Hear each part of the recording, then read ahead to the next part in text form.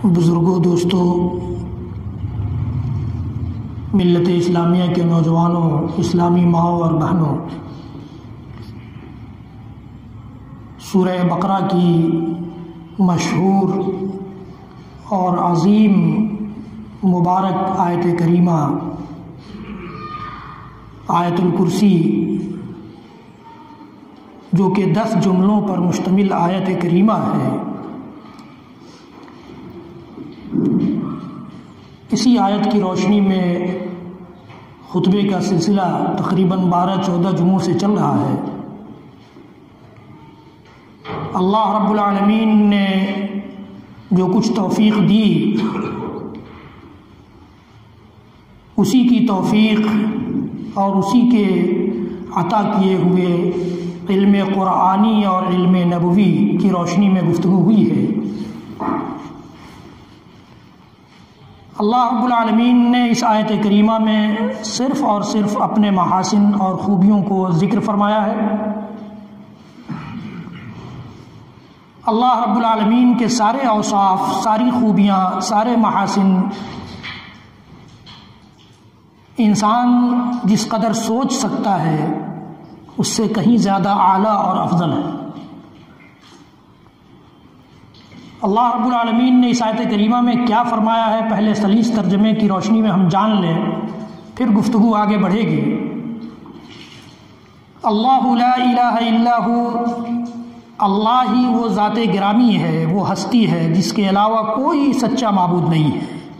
اس کا ہم لوگ کلمہ بھی پڑھتے ہیں، لا الہ الا اللہ کا جو کلمہ پڑھتے ہیں اس کا مطلب ہی یہی ہوتا ہے۔ لا الہ الا اللہ کا مطلب ہوتا ہے لا معبود بحق الا اللہ، کہ حقیقی معبود نہیں ہے کوئی سوائے اللہ کے۔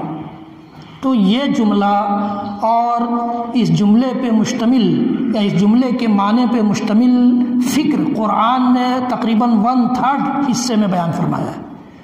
قرآن کا 1/3 صرف اسی جملے پر، اسی عقیدے پر، اسی کلمے پر مشتمل ہے کہ اللہ کے علاوہ کوئی ایسی ذات گرامی نہیں ہے جس کی عبادت کی جائے، جس کے لیے نظر و نیاز مانا جائے، جس کے نام کی قربانی کی جائے، جس کے سامنے قیام، رکوع، سجدے کیے جائیں، جس سے دعا مانگی جائے، جس سے مدد طلب کی جائے، جس سے فریاد کی جائے، کوئی ایسی ہستی نہیں ہے۔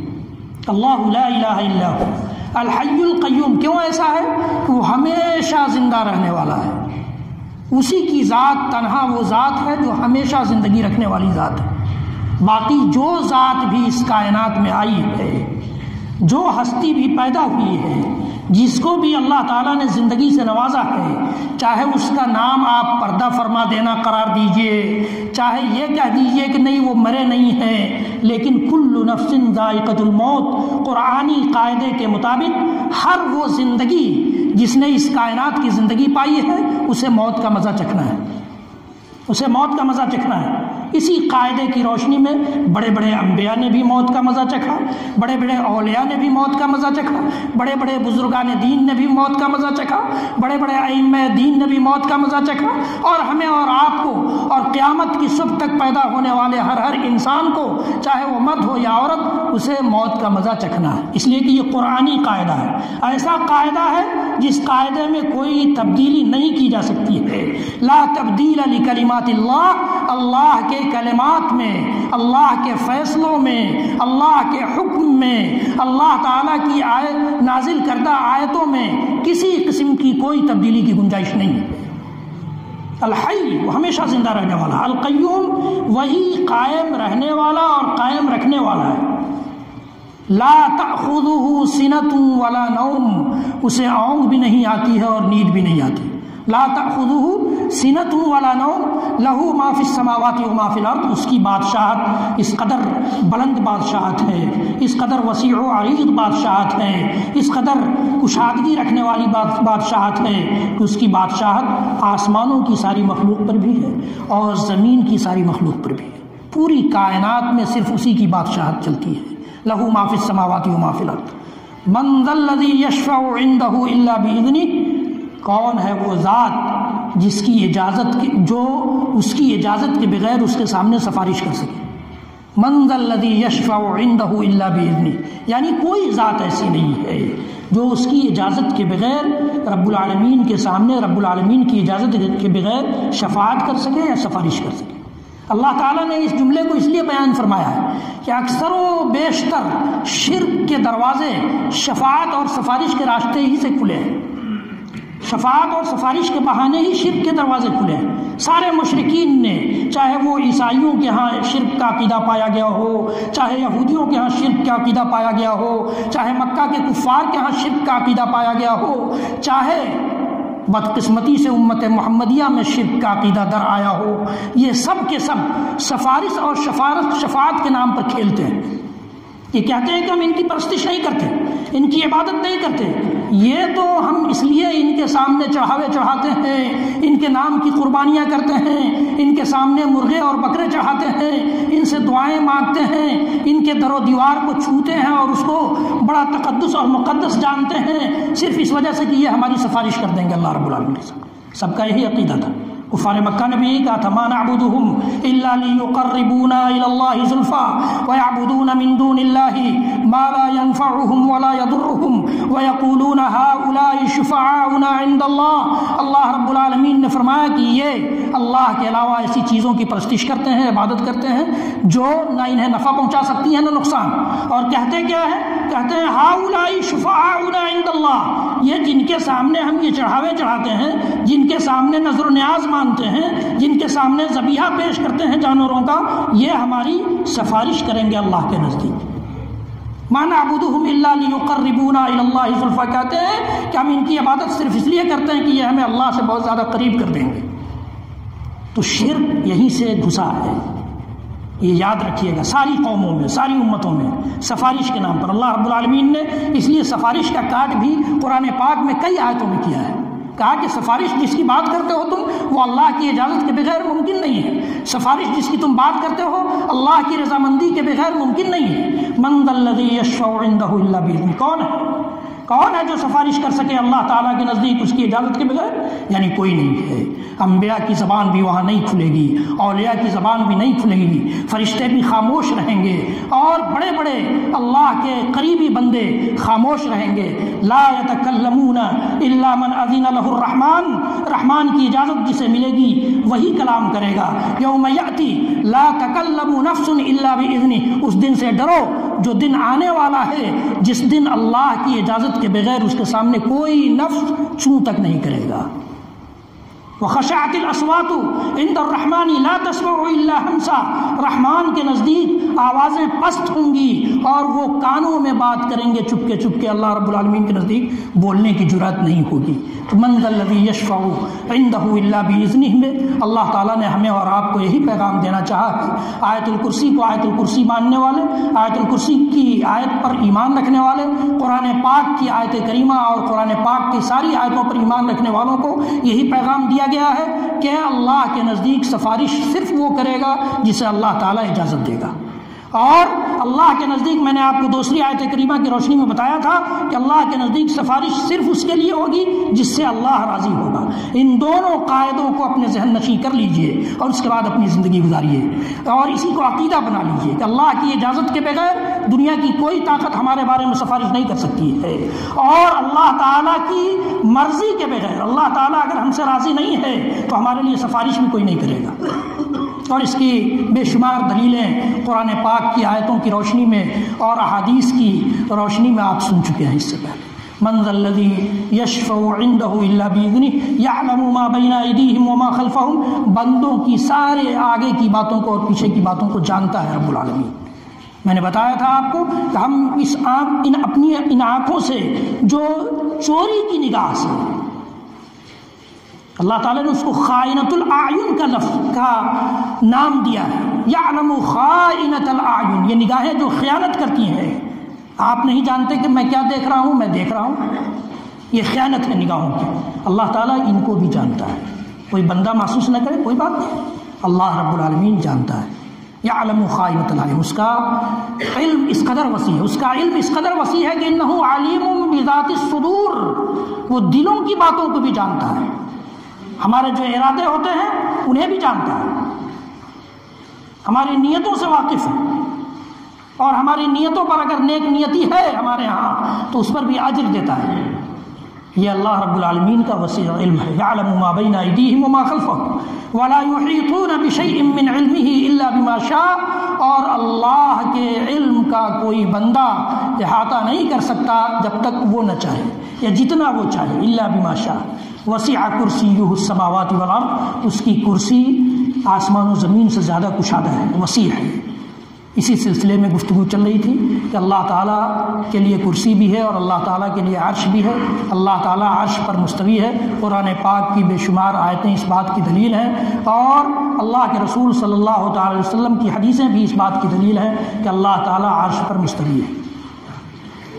اس کے بعد اللہ رب العالمین نے ایک جملے میں فرمایا کہ وَلَا يَعُودُهُ حِفْظُهُمَا، جو سیکنڈ لاسٹ جملہ ہے اس آیت کریمہ کا، 10 جملوں میں سے گویا 9واں جملہ ہے، جس میں اللہ تعالیٰ فرماتا ہے کہ وَلَا يَعُودُهُ حِفْظُهُمَا، آسمان و زمین کی حفاظت، کائنات کی حفاظت رب العالمین کو تھکاتی نہیں ہے، رب العالمین ان کی نگرانی سے تھکتا نہیں ہے۔ وَهُوَ الْعَلِيُّ الْعَظِيمُ، اور بڑا بلند ہے اور عظمت والا ہے۔ یہ تو اس آیت کریمہ کا سلیس ترجمہ تھا۔ ولا یعودہ حفظہما، اللہ رب العالمین تھکتا نہیں ہے، یہ تو ایک طرف اس بات کا اعلان ہے کہ جن قوموں نے یہ عقیدہ رکھا، جیسے یہودیوں نے کہا کہ اللہ تعالیٰ نے 2 دنوں میں آسمان کو پیدا کیا، 2 دنوں میں زمین کو پیدا کیا، اور 2 دنوں میں آسمان و زمین کے درمیان کی ساری چیزوں کو پیدا کیا، یعنی 6 دنوں میں پوری کائنات کو بنایا اور 7واں دن اس نے آرام کے لیے رکھا۔ یہ ان کا عقیدہ تھا۔ اللہ تعالیٰ نے فرمایا کہ ما خلقنا السماوات والارض وما بینہما فی 6 ایام وما مسنا من لغوب، 6 دنوں میں ہم نے بنایا ضرور ہے، لیکن ہمیں اس سے تھکاوٹ نہیں ہوئی کہ ہم آرام کریں۔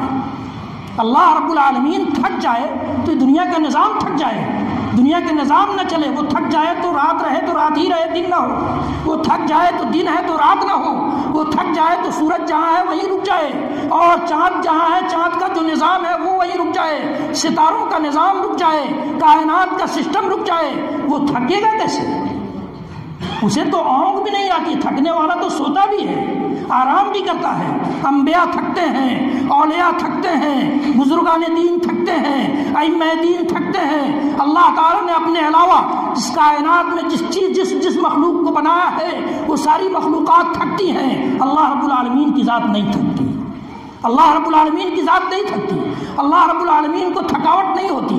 اللہ تعالیٰ نے اپنے انبیاء کے سلسلے میں بے شمار مقامات پر فرمایا ہے، جیسے حضرت ایوب کے سلسلے میں فرمایا وَاذْكُرْ عَبْدَنَا أَيُّوبَ إِذْ نَادَىٰ رَبَّهُ أَنِّي مَسَّنِيَ الشَّيْطَانُ بِنُصْبٍ وَعَذَابٍ، کہ شیطان کے مس کر دینے کی وجہ سے مجھے تھکاوٹ بھی ہوئی ہے اور مجھے بیماری بھی لاحق ہوئی ہے۔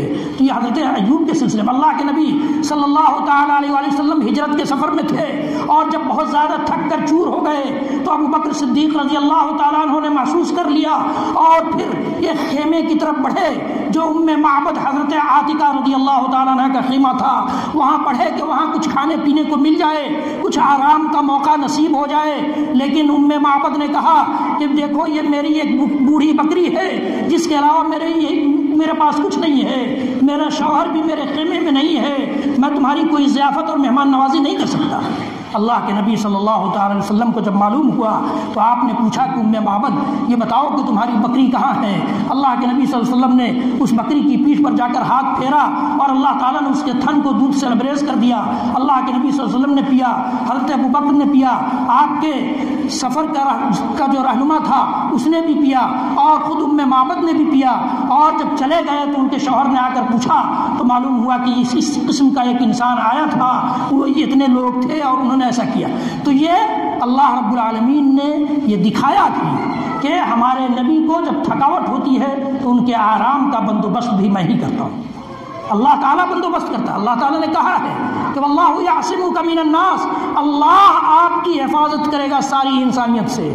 ہمارے اور آپ کے مظاہرہ کر لینے سے کارٹون بنانے والے نہیں رکیں گے، ہمارے اور آپ کے یہ روڈ پر نکل جانے سے یہ اللہ کے نبی صلی اللہ علیہ وسلم کے شان میں گستاخی کرنے والے نہیں رکیں گے، بلکہ ممکن ہے کہ ان میں اضافہ ہو جائے، ممکن ہے کہ ہم ان کی شہرت کا بندوبست کر دیں، ان کی شہرت کا سبب بن جائیں، اللہ رب العالمین محفوظ کرے گا۔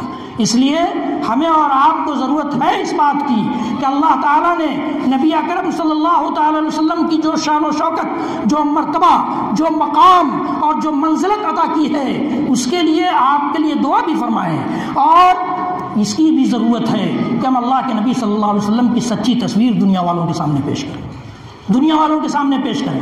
اب میں یہ کہہ رہا تھا کہ اللہ کے نبی صلی اللہ علیہ وسلم بھی تھکے، اللہ کے نبی صلی اللہ علیہ وسلم کو طائف والوں نے تھکایا تھا، اتنا مارا کہ آپ کا سارا جسم لہو لہان ہو گیا اور آپ کا خون بہہ کر آپ کے پیر میں جم گیا۔ احد کے موقع سے آپ کی 4 وقت کی نمازیں قضا ہو گئی، آپ نے جا کر چاروں نمازوں کو بھی ترتیب دہرایا۔ احد کے موقع سے آپ کے دندان مبارک بھی شہید ہوئے۔ اللہ کے نبی صلی اللہ علیہ وسلم تھکے ہوئے تھے، مرض الموت میں مبتلا تھے، آپ نے بیٹھ کر امامت فرمائی صحابہ کرام کی۔ تو معلوم یہ ہوا کہ انبیاء اور اولیاء، بزرگان دین، ائمہ دین، یہ انسان اور مخلوق کی صفت ہے کہ یہ تھکتی ہے، اللہ رب العالمین نہیں تھکتا ہے۔ ولا یعودہ حفظہما، آسمان و زمین کی حفاظت اسے تھکاتی نہیں ہے، اور وہ اس نظام کو کنٹینیو ڈیل کرتا ہے۔ یدبر الامر، وہ سارے معاملات کی تدبیر کرتا رہتا ہے۔ اس نے بڑی بڑی مخلوقات پیدا کی۔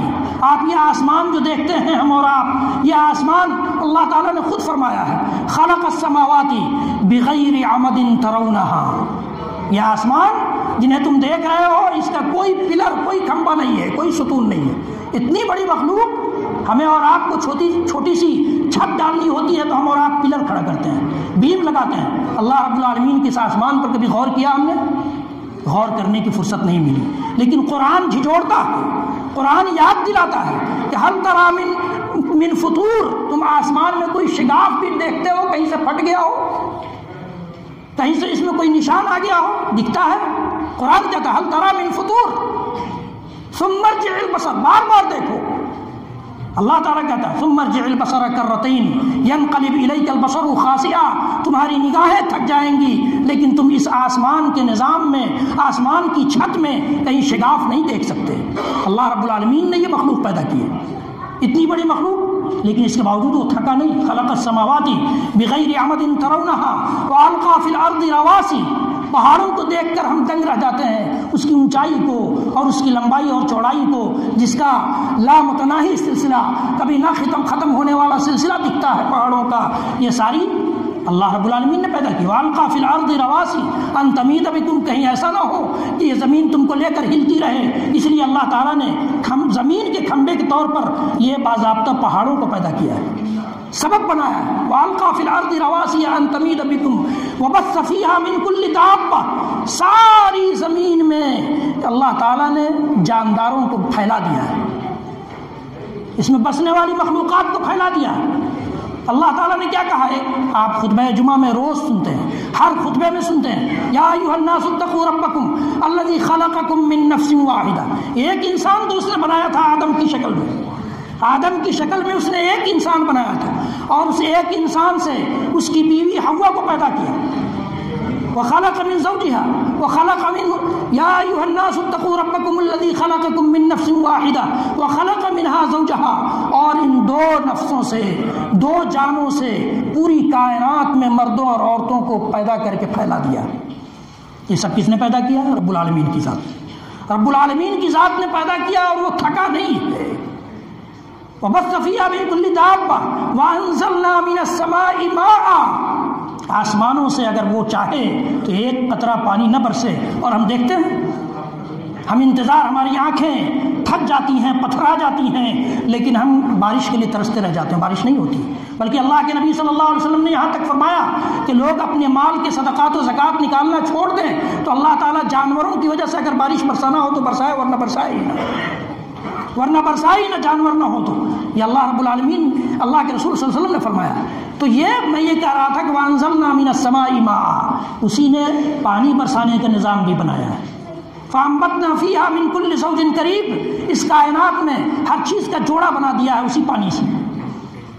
اللہ رب العالمین نے فرمایا هَذَا خَلْقُ اللَّهِ فَأَرُونِي مَاذَا خَلَقَ الَّذِينَ مِن دُونِهِ، یہ چیلنج ہے کہ اللہ کی مخلوقات تو یہ ہیں، اللہ کے علاوہ اس کائنات میں جس جس چیز کی پرستش ہوتی ہے انہوں نے بھی کچھ پیدا کیا ہے تو دکھلاؤ۔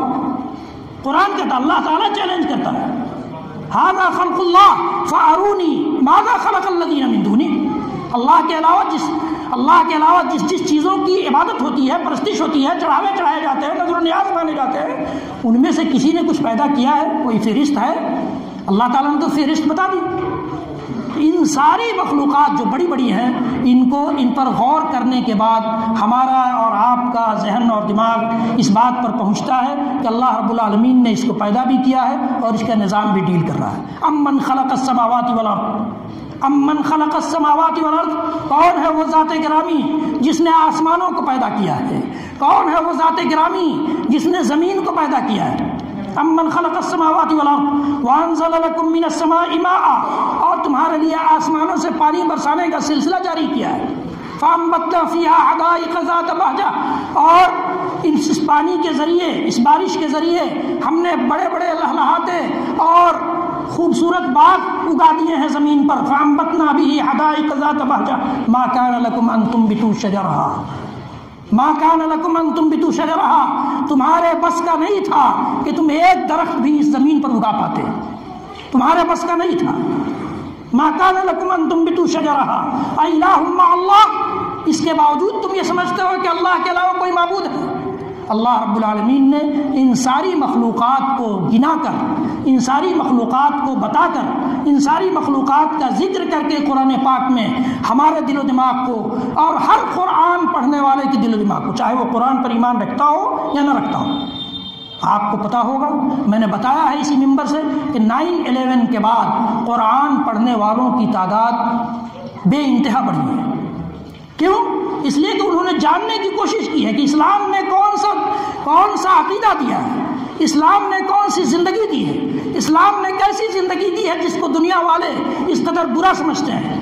انہوں نے برائی تلاشنے کے لیے چاہے پڑھا ہو، لیکن انہیں بھی یقین ہو جائے گا کہ قرآن کہتا ہے کہ الہ مع اللہ، یہ آسمان و زمین کا خالق، آسمان و زمین سے بارش کا نظام اور زمین سے غلہ اگانے کا نظام یہ دنیا والے تو نہیں کرتے۔ دنیا والوں کو تو یہ بھی نہیں پتا کہ وہ زمین میں جس دانے کو انہوں نے بویا ہے اس کی کیا کیفیت ہو رہی ہے، کیسے بدل رہا ہے، وہ دانہ کیسے بدل رہا ہے، یہ بھی پتہ نہیں ہوتا۔ چاہے ہم جتنے ماہر کسان ہو جائیں، ایگریکلچر میں چاہے جتنے ایکسپرٹس ہو جائیں، وہ ہمیں نہیں پتہ چلتا ہے۔ ان اللہ فالق الحب والنوى، یقیناً اللہ ہی کی ذات گرامی وہ ذات ہے جو دانے کو بھی پھاڑتا ہے زمین کے اندر اور گٹھلیوں کو بھی پھاڑتا ہے اور پھر اس سے پودے اگاتا ہے، تنے اگاتا ہے۔ اللہ رب العالمین نے ان مخلوقات کا ذکر کیا، الہ مع اللہ بل ہم قوم یعدلون، بلکہ یہ قوم جو اللہ کے علاوہ دوسروں کو معبود سمجھتی ہے یہ ناانصاف قوم ہے، اس کے ہاں انصاف نہیں ہے۔ اگر انصاف پر آ جائے تو اللہ رب العالمین کے علاوہ کسی کی پرستش نہ کرے، اللہ رب العالمین کے علاوہ کسی کے سامنے قیام نہ کرے، اللہ کے علاوہ کسی کے سامنے رکوع نہ کرے، اللہ کے علاوہ کسی کے سامنے سجدے نہ کرے، اللہ کے علاوہ کسی کا نام تک نہ لے۔ بل هم قوم يعدلون امن جعل الارض قرارا وجعل خلالها انهارا وجعل لها رواسي بين البحرين حاجزا، اللہ رب العالمین نے فرمایا اور چیلنج کیا کہ کون ہے وہ ذات جس نے زمین کو ٹھہرنے کی اور بسنے کی جگہ بنا دیا ہے۔ بسنے کی جگہ کس نے بنایا ہے؟ اگر یہ ہلنے لگے یا ہلتی رہے تو انسان جس طرح سے جاپان والے لکڑیوں کا گھر بناتے ہیں یا بلڈنگیں بناتے ہیں اسی طرح سے گھاس پھوس کا گھر بنائے۔ امن جعل الارض قرارا وجعل خلالها انہارا، اور پھر اسی زمین میں اس نے ندیوں سمندروں کا نظام بھی قائم کیا ہے۔ ہم اور آپ دیکھتے ہیں، جانتے ہیں، سب معائنہ کرتے ہیں، مشاہدہ کرتے ہیں، سب ہماری نظر میں ہے۔ وجعل من خلالها انہارا وجعل لها رواسي بين البحرين حاجزا، اور اللہ رب العالمین نے اس میں پہاڑ بھی پیدا کیے ہیں اور دو سمندروں کے درمیان ایسی رکاوٹ ڈالنے والی چیز بھی بنا دی ہے جو ہمیں اور آپ کو نظر نہیں آتی ہے اور دونوں کے پانی کو ملنے بھی نہیں دیتی۔ وبینہما برزخ لا یبغیان، قرآن کہتا ہے کہ دو سمندر ایک ساتھ بہہ رہے ہیں، دو ندیاں ایک ساتھ بہہ رہی ہیں اور بیچ میں کوئی رکاوٹ بھی نہیں ہے، اس کے باوجود دونوں کے پانی الگ الگ دکھ رہے ہیں۔ یہ اللہ رب العالمین کا نظام ہے۔ دنیا والے کر سکتے ہیں؟ دنیا والے کر سکتے ہیں؟ آپ فیصلہ کیجیے۔ اللہ تعالیٰ چیلنج کر رہا ہے، الہ مع اللہ، بل اکثرهم لا يعلمون، اکثر و بیشتر لوگ ایسے ہیں جو نہیں سمجھتے۔ امن یجیب المضطر اذا دعا، اور کون ہے وہ ذات گرامی جو کسی مشکل حال کی مشکل کے وقت میں پکار کو سنتا ہے، چاہے وہ رات کے کسی وقت میں پکار رہا ہو، چاہے دن کے کسی وقت میں پکار رہا ہو، چاہے وہ تنہائی میں پکار رہا ہو یا اس قسم کے مجمع میں پکار رہا ہو۔ کون ہے؟ کیا ہم اپنے دل میں پکار رہے ہوں چاہے آواز سے پکار رہے ہوں؟ کون ہے وہ ذات گرامی؟ اللہ رب العالمین کی ذات گرامی۔ اسے پکارنے کے لیے چلانے کی ضرورت نہیں ہے، اسے پکارنے کے لیے لاؤڈ اسپیکر کی ضرورت نہیں ہے۔ دوسروں کو پکارتے ہیں، وہ سنے یا نہیں سنے اس کی کوئی گارنٹی نہیں ہے۔ قرآن نے تو بے شمار مقامات پر ان کے نہ سننے کی دلیل دی ہے۔ قرآن نے جن کو ہم پکارتے ہیں، دنیا والے پکارتے ہیں، جن کو معبود سمجھتے ہیں، جن سے دعائیں کرتے ہیں، جن سے فریاد کرتے ہیں، جن سے امیدیں رکھتے ہیں، ان کے نہ سننے کی گواہی دی ہے قرآن نے۔ لیکن کچھ دیر کے لیے ہم مان بھی لیں کہ اگر وہ سنتے ہیں تو کس طرح سنتے ہیں؟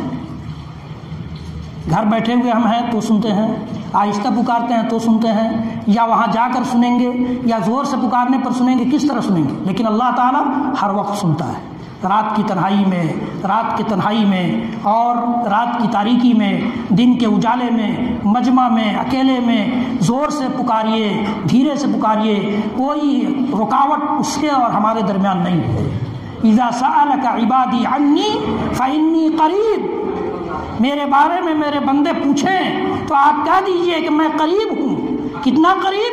نحن اقرب الیہ من حبل الورید، میں اس کی یہ جو شہ رگ ہے اس سے زیادہ قریب ہوں، شہ رگ سے زیادہ قریب ہوں۔ دنیا کی اور کوئی طاقت ہے آپ کے شہ رگ سے زیادہ قریب؟ قرآن چیلنج کرتا ہے، امن یجیب المضطر اذا دعا ویکشف السوء، اور تکلیفوں کو ختم کرتا ہے۔ کون ہے وہ ذات؟ حضرت ایوب کی تکلیف کو کس نے ختم کیا تھا؟ حضرت زکریا کو بڑھاپے میں اولاد کس نے دی تھی؟ حضرت مریم کو بغیر باپ کے، بغیر شوہر کے اولاد سے کس نے نوازا تھا؟ حضرت ابراہیم علیہ السلام کو 80-90 سال میں کس نے اولاد سے سرفراز فرمایا تھا؟ کون ہے وہ ذات گرامی جس نے اللہ کے نبی صلی اللہ علیہ وسلم کی ساری دشمنیوں کے باوجود ہر جگہ حفاظت فرمائی؟ کبھی جادو سے، کبھی زہر سے، کبھی جنگ کے میدان میں کس نے حفاظت کی؟ امن یجیب المضطر اذا دعا ویکشف السوء۔ آپ کو معلوم ہے بدر کے میدان میں لڑائی شروع ہونے سے پہلے اللہ کے نبی صلی اللہ علیہ وسلم نے سجدے میں اپنا سر ٹیک دیا اور اس قدر روئے رب العالمین کے سامنے، اس قدر گہار لگائی رب العالمین سے، اس قدر فریاد کی رب العالمین سے۔ اس فریاد کو کس نے سنا تھا؟ رب العالمین نے سنا تھا۔ حضرت ابوبکر نے آ کر کہا کہ اللہ کے رسول بس کیجئے، اللہ تعالیٰ ہمیں اور آپ کو رسوا نہیں کرے گا، آپ کی فریاد کو سنے گا، آپ کی دعاؤں کو قبول کرے گا۔ اور ہوا بھی یہی کہ 313 کی تعداد میں اللہ تعالیٰ نے مسلمانوں کو 1000 دشمنوں پر فوقیت دی اور غلبہ سے نوازا، فتح سے نوازا۔ کیوں؟ امن یجیب المضطر اذا دعا ویکشف السوء ویجعلکم خلفاء الارض، تمہیں زمین کا خلیفہ بنا دیا ہے، زمین کا جانشین بنا دیا ہے، اور پھر بھی زمین والے، زمین پر بسنے والے، اس کے آسمان سے فائدہ اٹھانے والے، اس کے سورج اور چاند کے نظام سے فائدہ اٹھانے والے، اس کے بارش کے نظام سے فائدہ اٹھانے والے، اور اس کے زمین سے اگنے والے غلوں سے فائدہ اٹھانے والے، زمین سے اگنے والے درختوں سے فائدہ اٹھانے والے، اور اسی طرح سے زمین پر بسنے والی مخلوق، اس کا نام لینے کے بجائے کسی اور کا نام لے، الہ مع اللہ، اللہ کے ساتھ کوئی اور معبود ہے؟ قلیلا ما تذکرون، بہت کم ہے جو لوگ نصیحت پکڑتے ہیں، تم بہت کم ہی نصیحت پکڑتے ہو۔ یا اللہ رب العالمین امن یہدیکم فی ظلمات البر والبحر، اللہ رب العالمین نے اگلی آیت میں چیلنج کیا کہ کون ہے جو تمہاری ہدایت کرتا ہے، رہنمائی کرتا ہے، خشکی میں بھی اور سمندروں میں بھی۔ سمندروں میں تم راستہ کیسے نکالتے ہو، راستہ کیسے بناتے ہو، فضاؤں میں راستہ کیسے طے کرتے ہو؟ آج ایئر لائنس جو بنے ہیں وہ کیسے بنے ہیں؟ کس نے دیا ہے؟ کس کی عقل سے تم نے بنایا ہے؟ یا سمندروں میں راستے تم نے کیسے بنائے ہیں؟ سمندروں میں بڑی بڑی کشتیاں کیسے چلاتے ہو؟ آسمانوں میں یہ بڑے بڑے اسلحے کیسے اڑاتے ہو؟ یہ امن یہدیکم فی ظلمات البر والبحر، اللہ کے علاوہ کوئی اور معبود ہے؟ میں یہ کہنا چاہ رہا تھا کہ ان ساری بڑی بڑی مخلوقات کو پیدا کرنے کے باوجود بھی، ان سارے بڑے بڑے نظام کو، سسٹم کو چلانے کے باوجود بھی ہمارا رب تھکتا نہیں ہے، ہمارا اور آپ کا رب تھکتا نہیں ہے، تو نہ تھکنے والے معبود کی پرستش کی جائے، نہ تھکنے والے معبود کے سامنے قیام کیا جائے، نہ تھکنے والے معبود کی پرستش کی جائے، نہ تھکنے والے معبود کے سامنے رکوع اور سجدے کیے جائیں، نہ تھکنے والے معبود کی تسبیح و تقدیس کی جائے، اس کی بڑائی و کبریائی کی جائے، اس کی حمد و ثنا بجا لایا جائے، اس سے دعا کی جائے، اس سے مدد مانگی جائے، اس سے اولاد طلب کی جائے، اس سے اپنے شفایابی اور صحت کی دعا کی جائے، مرض میں اس کا در کھٹکھٹائیں اور صحت کی حالت میں اس کا در کھٹکھٹائیں، ہر وقت صرف اس سے لو لگائیں، اس سے جو کچھ مانگنا ہے مانگیں۔ یہ ولا یعودہ حفظہما، آسمان و زمین کی نگرانی، آسمان و زمین کی حفاظت، آسمان و زمین کی دیکھ بھال، آسمان و زمین کا سسٹم، آسمان و زمین کا نظام اسے تھکنے نہیں دیتی، وہ تھکتا نہیں۔ انشاءاللہ العزیز آیت الکرسی کی کہ باقی ایک جملے کی روشنی میں آئندہ کے جمعوں میں بات ہوگی۔ رب العالمین ہم سب کو کہنے سننے سے زیادہ عمل کی توفیق بخشے۔